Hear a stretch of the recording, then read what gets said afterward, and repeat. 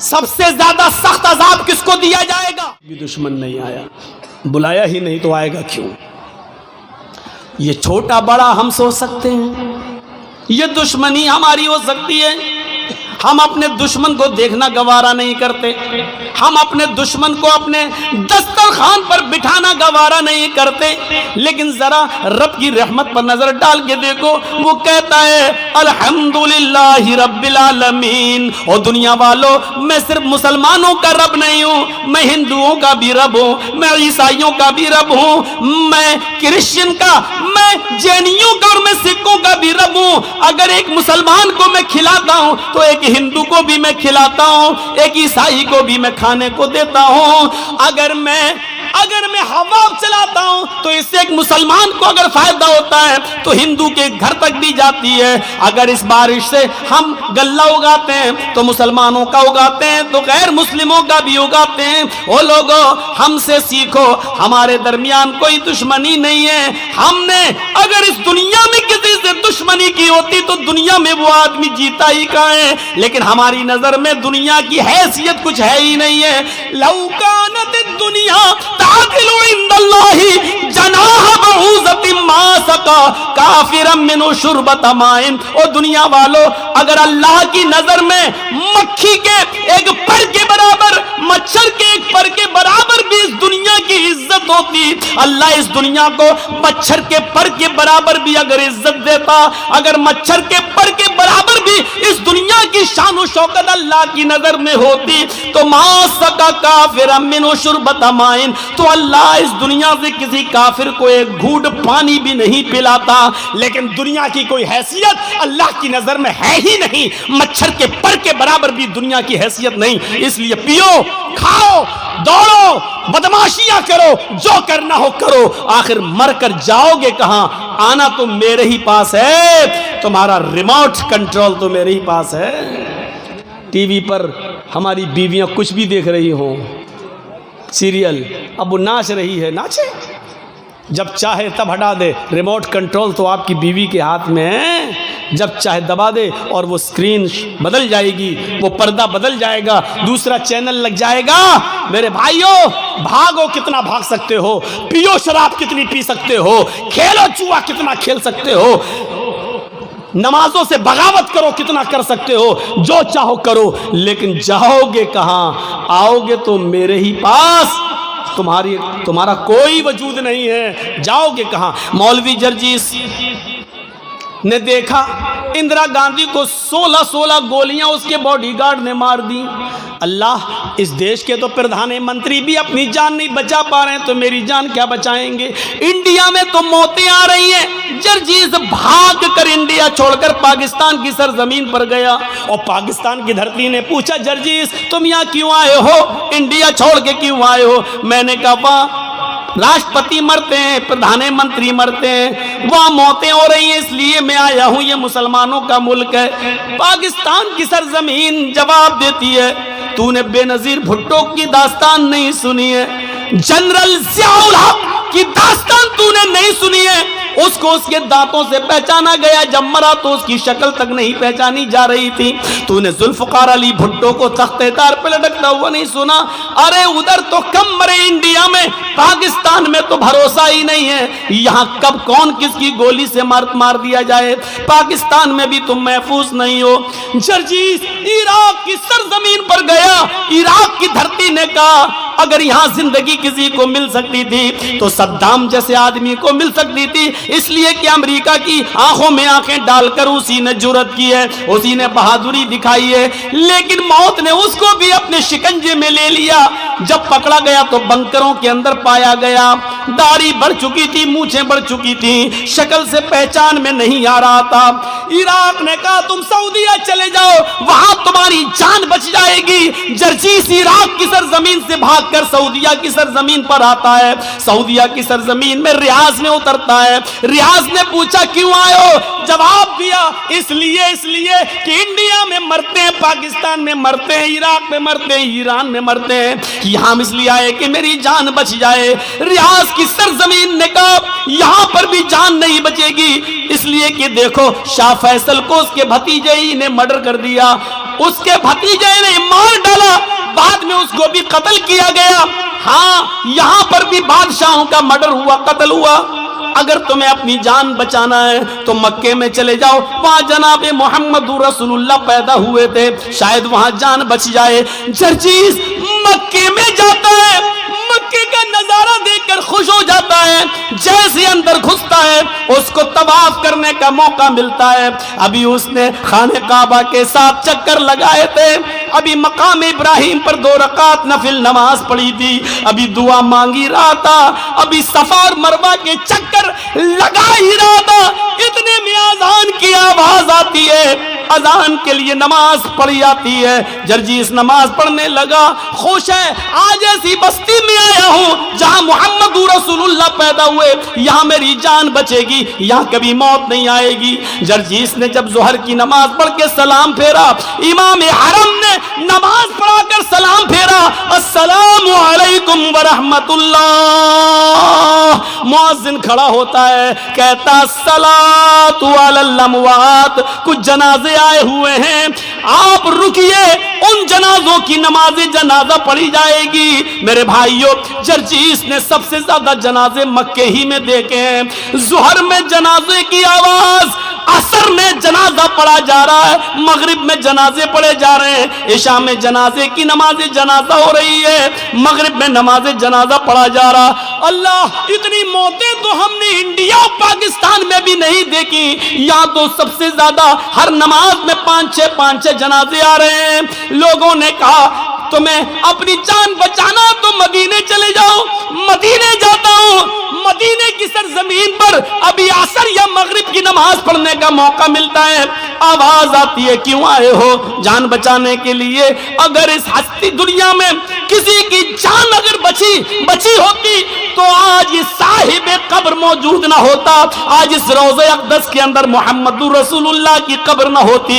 اس قبر کے اندر اللہ کا سب سے زیادہ لاڈلا, اللہ کا سب سے زیادہ پیارا, اللہ کا سب سے زیادہ محبوب بندہ اس قبر میں موجود ہے. جرجیس, موت نے اس کو بھی اپنے شکنجے میں لے لیا ہے, پھر تم کیسے بچ سکتے ہو؟ حاشا کلا, نہیں. کچھ لوگ قرآن پڑھ رہے تھے, لوگوں سے پوچھا میں نے یہ کیا پڑھ رہے ہیں؟ لوگوں نے جواب دیا یہ قرآن پڑھ رہے ہیں. میں نے پوچھا یہ قرآن کیا ہے؟ جواب ملا یہ اللہ کی آخری کتاب ہے, قیامت تک کے تمام مسائل کا حل اس کتاب کے اندر موجود ہے. مولوی جرجیس مسکرایا, جب قیامت تک سارے مسائل کا حل موجود ہے تو موت کا مسئلہ بھی حل ہوگا. یہ کتاب ہمیں ہمیشہ زندہ رہنے کا بھی طریقہ بتائے گی. جرجیس نے بھی وضو بنایا اور قرآن لے کر بیٹھ گیا.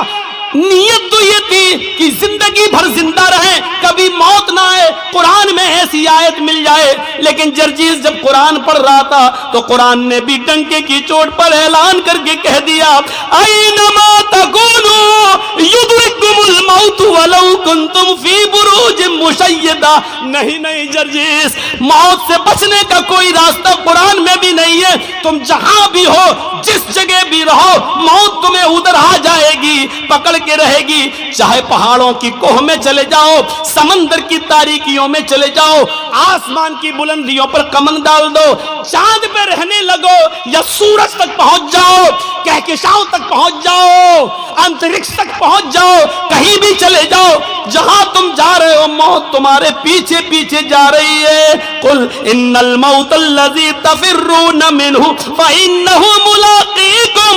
تم جس موت سے بھاگ رہے ہو بھاگ نہیں سکتے, تم جہاں کھڑے ہو وہی موت تم سے ملاقات کرنے کے لیے, وہ تم سے زیادہ تیز اسپیڈ میں دوڑ رہی ہے, وہ تم سے زیادہ تیز اسپیڈ میں آ رہی ہے, وہ تم سے زیادہ تیز اسپیڈ میں تمہارا سفر کر رہی ہے, تمہارے پاس آ کر رہے گی, تمہیں اپنے شکنجے میں لے کر رہے گی, تم سے مل کر رہے گی. فَإِنَّهُ مُلَاقِيكُمْ, وہ تم سے ملاقات کر کے رہے گی. ملاقات کس کو کہتے ہیں؟ السلام علیکم. وعلیکم السلام. آپ نے ہم سے ہاتھ ملایا, ہم نے آپ سے ہاتھ ملایا, آپ نے ہم کو دیکھا, ہم نے آپ کو دیکھا, یہ ہے ملاقات. آپ نے میری آنکھوں میں آنکھیں ڈالی, ہم نے آپ کی آنکھوں میں آنکھیں ڈالی, یہ ہے ملاقات. فَإِنَّهُ مُلَاقِيكُمْ, موت تم سے ملاقات کرے گی. اس کا ترجمہ میں یوں بھی کر سکتا ہوں کہ موت تمہاری آنکھوں میں آنکھیں ڈال کر رہے گی, یعنی موت تمہیں اپنی نظروں سے تمہاری آنکھوں میں آنکھیں ڈالے گی اور تمہاری روح اس وقت نکلے گی. وَأَنْتُمْ حِينَئِذٍ تَنْظُرُونَ, اپنی آنکھوں سے دیکھو گے روح نکالنے والے فرشتے کو، جب روح نکال رہا ہوگا وہ نکال کے لے جا رہا ہوگا۔ میرے بھائیوں، جب تمہاری روح نکلے گی، ہماری روح نکلے گی، وَأَنْتُمْ حِينَئِذٍ تَنظُرُونَ، اس وقت مرنے والا اپنی آنکھوں سے دیکھ رہا ہوگا۔ بڑا عجیب مسئلہ ہوتا ہے جب روح نکلتی ہے۔ روح سب سے پہلے پیروں کے تلوے سے نکلتی ہے نیچے۔ آپ کسی مرنے والے کے قریب بیٹھیے اور دیکھیے، سب سے پہلے اس کا پیر کام کرنا بند کرتا ہے۔ روح یہاں سے کھینچتا ہے ملک الموت، یہاں سے کھینچ کر ٹخنے تک آتی ہے، پھر یہاں سے کھینچتا ہے تو پنڈلی تک آتی ہے۔ وَالسَّاقُ بِالسَّاقِ، پنڈلیوں سے پنڈلیاں ٹکرا جاتی ہیں اور نیچے کا دھڑ کام کرنا بند کر دیتا ہے۔ پھر یہ روح کھینچتا ہے تو گھٹنے تک آ جاتی ہے، گھٹنے کے نیچے کا حصہ بیکار ہو جاتا ہے۔ پھر روح کھینچتا ہے تو ران تک آ جاتی ہے، ران سے نیچے کا حصہ بے جان ہو جاتا ہے۔ پھر روح کھینچتا ہے تو سینے تک آ جاتی ہے اور سینے سے نیچے کا حصہ بیکار ہو جاتا ہے۔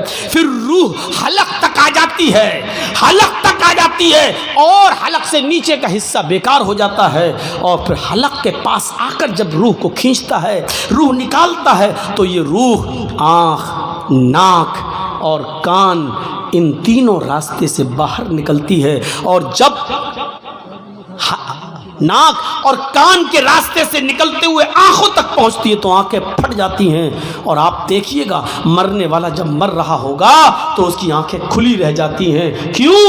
قرآن کہتا ہے اس لیے کھلی رہ جاتی ہیں کہ وَأَنْتُمْ حِينَئِذٍ تَنظُرُونَ، اس وقت وہ روح نکالنے والے ملک الموت کو اپنی آنکھوں سے دیکھ رہا ہوتا ہے، اور یہ دیکھ رہا ہوتا ہے کہ میری روح کو لینے والے رحمت کے فرشتے آسمان سے آئے ہیں یا عذاب کے فرشتے آسمان سے آئے ہیں، میری روح کو جنت کے فرشتے لے رہے ہیں یا ملک الموت کے ہاتھوں سے میری روح کو جہنم کے فرشتے لے رہے ہیں۔ وہ اسی دنیا میں دیکھ لیتا ہے کہ میری روح کو لینے کے لیے جہنم کے فرشتے آئے ہیں یا جنت کے فرشتے۔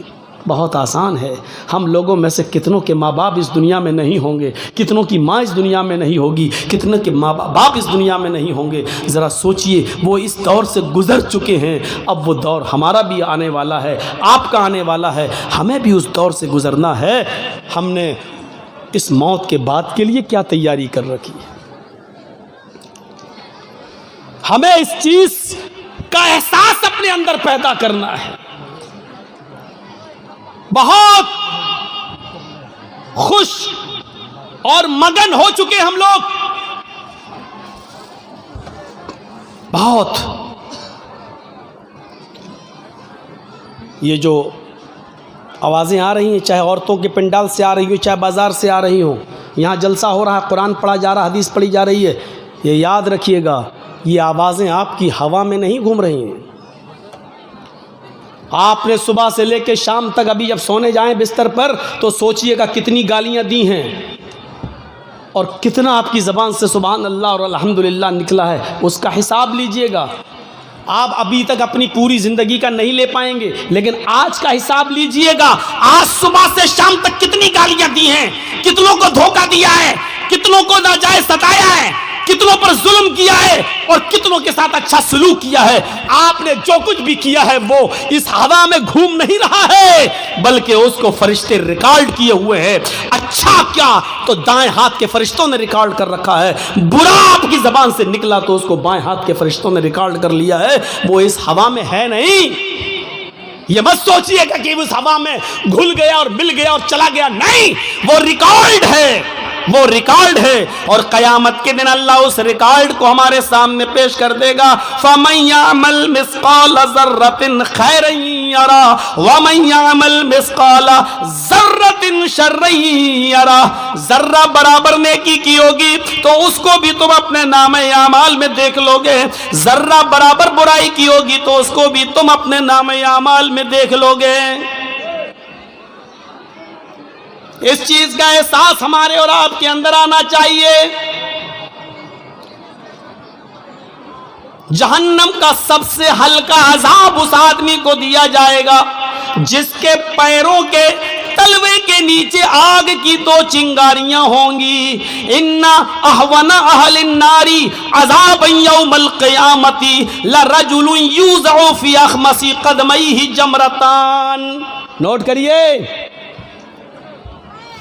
ان اہون اہل النار، سب سے ہلکا عذاب اس آدمی کو ہوگا، یعنی دنیا میں جس نے سب سے کم گناہ کیے ہوں گے، اور اس کو جہنم میں سب سے ہلکا عذاب دیا جائے گا۔ بھیا اسٹیج پر چلنا بند کر دیجئے آپ لوگ، یہ ہل رہا ہے، مجھے لگ رہا ہے کہ گر جائے گا، بند کریے آپ اور اصول بدلیے۔ جس کو چاہے اسٹیج پہ بٹھال دیا، پینٹ شرٹ آئی ٹائی اور کھینی والے سب اسٹیج پہ بیٹھے ہوئے ہیں، بن گئے سب مودی کے باپ، اسٹیج پہ بیٹھ گئے، بہت عزت ہو گئی، اور یہاں بیٹھ کے دھم دھم دھم دھم دھم دھم اور کر رہے ہیں۔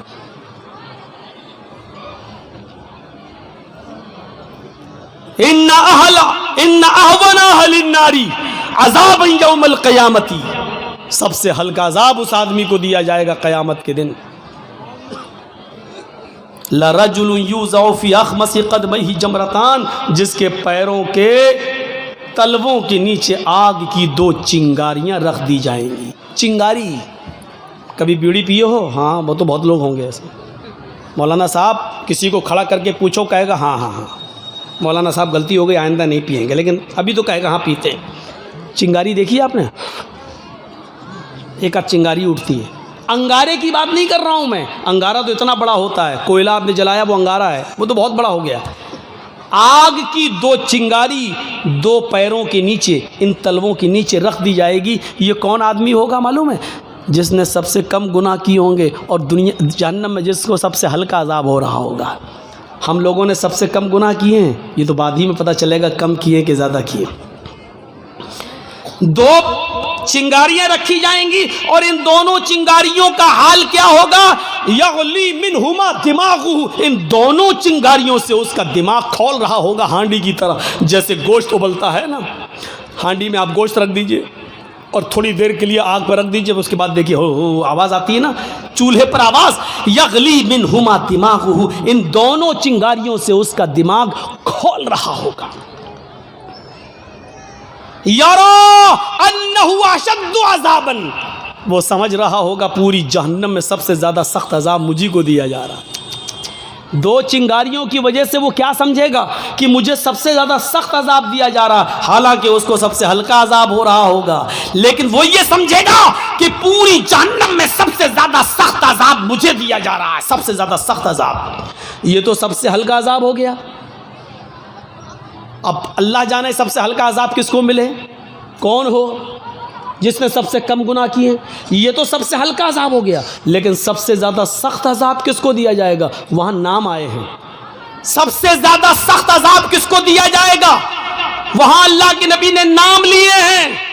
ان اشد عذابا یوم القیامت المصورون، آخرت کے اندر سب سے زیادہ سخت عذاب، سب سے زیادہ ہارڈ عذاب اس کو دیا جائے گا جو دنیا میں تصویریں بنایا کرتا ہے، جو دنیا میں تصویریں لیا کرتا ہے۔ کھل کر کیوں نہ کہہ دوں، جو اپنے موبائلوں میں سیلفی لیتا ہے، فوٹو کھینچتا ہے، کسی مولوی کے ساتھ وہ سیلفی لے کر فخر کرتا ہے، اپنی دکان میں مولانا کو بٹھا کے سیلفی لے کے اس کے پرچار کرتا ہے۔ ان اشد عذاب یوم القیامت، ان اشد الناس، سخت عذاب لوگوں میں سب سے زیادہ قیامت کے دن اس کو دیا جائے گا المصورون، جو دنیا میں تصویریں بنایا کرتے ہیں، جو دنیا میں تصویریں لیتے ہیں۔ لو بیٹا لو، کھینچو۔ کیا ہو گیا؟ ویڈیو کر رہے ہو؟ یہ نہیں بن رہی ویڈیو۔ آئیے ابھی جرجی صاحب تقریر ختم کریں گے۔ مولانا صاحب ہو گئے جنت الفردوس کے مالک، بہت اچھا، اپنے دوستوں میں شیئر کریں گے۔ دیکھیے جرجی صاحب سے ملاقات کر کے آئے ہیں، مل کے آئے ہیں۔ یہ چھوڑیے، اپنی آخرت کو برباد مت کیجیے۔ جلسے کیوں کرواتے ہو؟ اگر یہ سخت بات سننے کے حق میں نہیں سننے کی طاقت نہیں ہے تو جلسے کرانا چھوڑ دو،